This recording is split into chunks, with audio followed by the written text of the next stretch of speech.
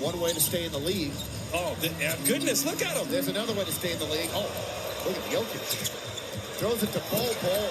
What you just watched was another incredible pass by the MVP of the NBA, Nikola Jokic, which is nothing new. We see this all the time. What's different is that the man dunking the ball is none other than Bol Bol, a player I'm sure you know very well, or perhaps knew, because when he entered the NBA, many thought that if he could just stay healthy, Bol Bol was a basketball unicorn with all-star potential. But fast forward to today, and even though he's been healthy, Bol has played in just 52 games in his first 3 seasons in the league. So the question is, what happened? Is Bol Bol a complete bust, or with a league MVP ahead of him, are the Denver Nuggets just the wrong team for Bol? So what's up guys, Mike here, and yes, today we are going to take a deep dive into Bol Bol, because since he's entered the league, Bol has only played in 52 total games in 3 seasons with the Nuggets, and in those games, he's averaged less than 7 minutes per game. This season has been more of the same, as in his first 12 games, Bol has averaged 2.2 points per game in 5.9 minutes per game, so video over, right? I mean, how could this guy ever get good? Well, for one thing, Bol just turned 22. He's actually a year or 2 younger than 2021 lottery picks Davion Mitchell and Chris Duarte, so Bol still does have time. And this fact makes it all the more important that for the first time in a long time, we've begun to see Bol have some real promise, as on January 1st of this year, Bol tied his career high in points with 11 and even played 10.5 minutes in the 4th quarter. Yes, I understand that this was just one game, but what was important here wasn't the game overall. It wasn't the points, it wasn't the minutes. What was important about this game is that Bol Bol not only showed he could belong, he showed the flashes of, wow, I cannot believe someone who is that tall could do that on a basketball court. Yes, when Bol Bol is at his best, he is much watched TV, and that is why he is such a giant mystery, because Bol not only looks the part like some other giants his height, but Bol Bol was more than just another giant high school player. In fact, headed into the draft, Bol was once seen as an exceptional talent, not just some huge boom or bust prospect. As on November 27th, 2018, when he was still playing college basketball for Oregon, before an injury shut him down for the entire season, Bol Bol was projected to go number 5 by ESPN in the 2019 NBA draft. And while that might sound crazy, seeing as he ended up as a 2nd round pick and now has not been able to get on the court, at the time, ranking Bol Bol as the 5th best player in the 2019 draft was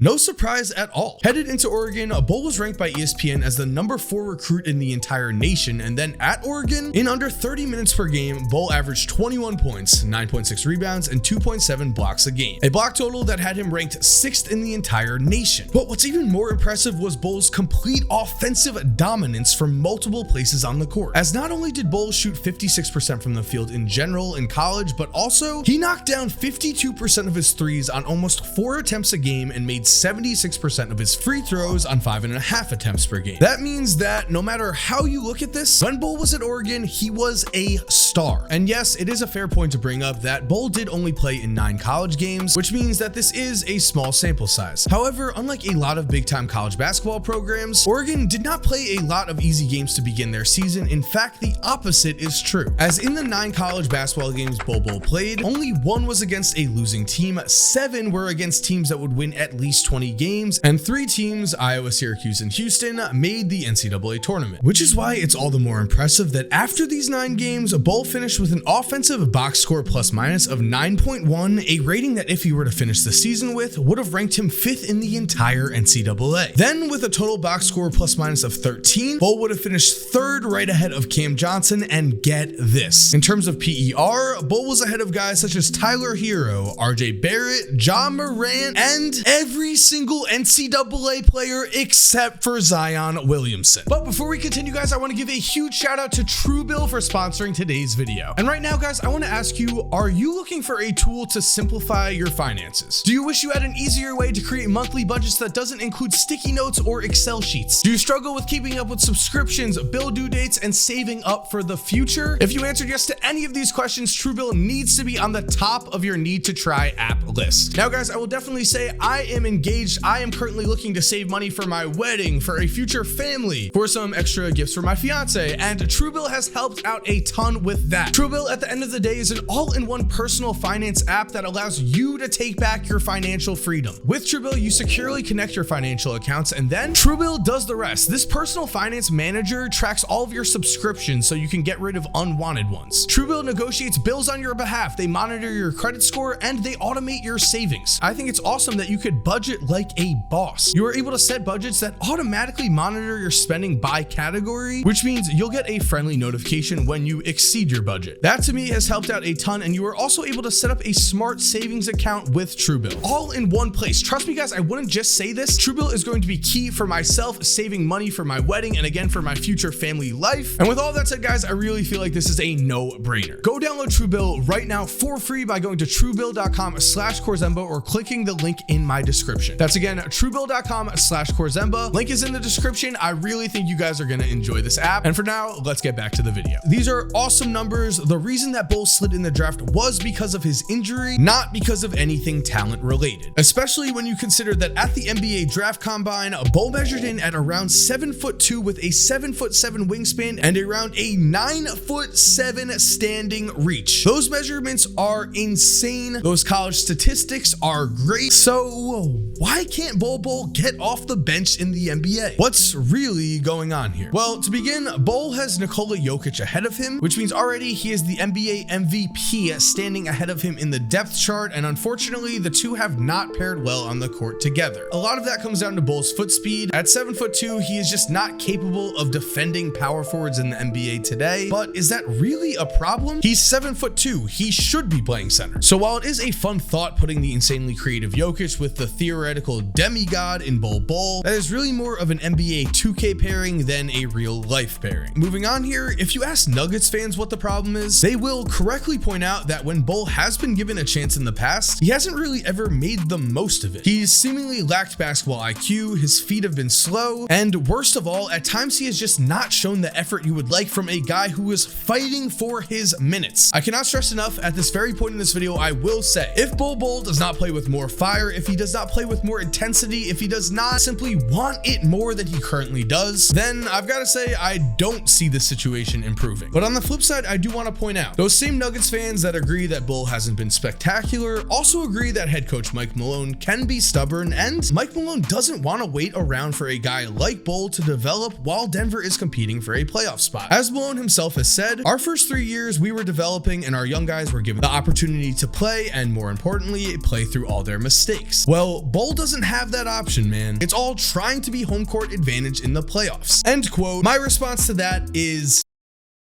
it? Is that really the be-all, end-all goal? Yes, of course you want to win in the regular season. However, you also want to develop your young players so that down the road, they are better players. To me, I feel like Bol Bol is just in a horrible situation here. And this definitely happens from time to time. Players are drafted by the wrong team. They end up spending a few seasons on the bench. People question what happened to them. And then finally, when they are unleashed on a new team, they're able to show the talent they once showed. Again, that talent is there. Just ask Michael Porter Jr., who said this season, quote, he's scoring, blocking shots, playing with a good attitude, a good energy about him. That's really good to see. I'm trying to say in his ear just because Bol Bol, he can be a part of this team and help us do big things. It's gonna take a mindset change, which I think he's ready to embrace. So I'm trying to text him, tell him to hang out with me, come to the gym with me at night, things like that, because that kid is very talented. So at the end of the day, the raw talent is there. I just don't think that this is the right situation for Bol. And again, just like Michael Porter Jr. said,